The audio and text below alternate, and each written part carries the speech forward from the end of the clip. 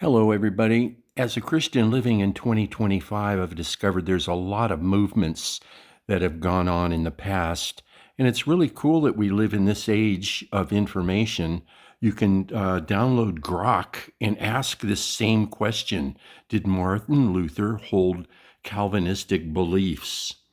So you can pause these anywhere here or download Grok and ask that same question. You'll get, hopefully, this exact same answer.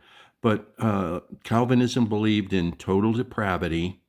So it says that Luther was kind of similar in those beliefs. Unconditional election. I'm going to go down to the summary here, but you can pause this if you don't want to download Grok. But here's the L of TULIP, limited atonement. Calvinists believe that Christ did not die for everybody. So hence, some people are predestined to hell, can't get to heaven no matter what you try to do. And others are predestined to heaven. So it's like an elite club because they believe, oh, well, we've been elected, so we're in an elite club.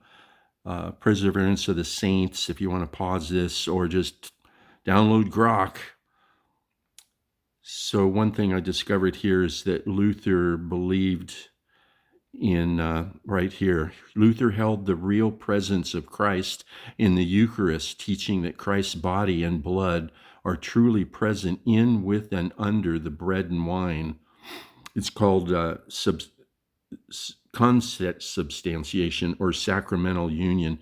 That's what the Catholics believe. The priest is always, seems like they do this in every sermon or service they have. They make you drink, partake of the wine and the body and the blood. And if you're not a Catholic, they don't want you to go partake of it's a wafer and a little sip of wine or grape juice. So they believe that actually becomes Christ. They're super careful not to spill any wine. They have a napkin, and they think, I don't know what they think, if they spill the wine on the ground. It's so anyhow, you can pause this anywhere, of course. What I'm going to do is get down here to this conclusion. So here we go. Martin Luther held beliefs that align with some aspects of Calvinism, particularly total depravity, a form of, so that means we cannot, no matter, there's no way that we have the ability to choose God. That's what total depravity is. A form of unconditional election. So some aspects of total depravity, a form of unconditional election, and the efficacy of God's grace, akin to irresistible grace. However, he diverged on limited atonement, leaning towards universal atonement, that Christ died for everybody. He was killed, he was buried, and he rose again. And then you've got to believe that he atoned for your own personal sin. And that's why we worship Christ, because he's worthy. He's the total worthy. We worship him because he's worthy. And pretty much we're not too worthy until he gives us all that, a new heart and he gives us a spirit that can commune with him. And basically it's on our knees worshiping him at the foot of the cross.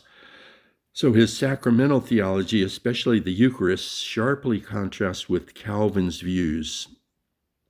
So Calvin, I don't think, believed in the actual body and blood of becoming Christ. Again, every time they do the service, it transforms into the real body and blood. Additionally, Luther's theology is less systematic and more pastoral than Calvin's, focusing on faith and the cross rather than a comprehensive doctrinal framework like TULIP.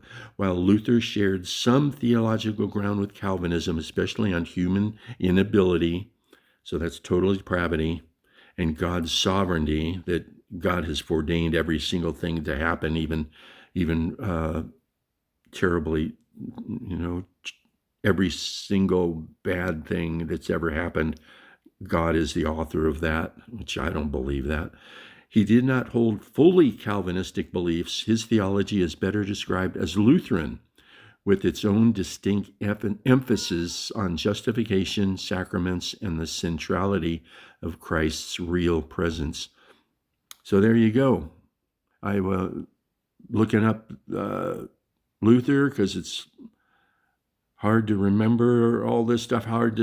It's actually, you wonder, this is what I wonder.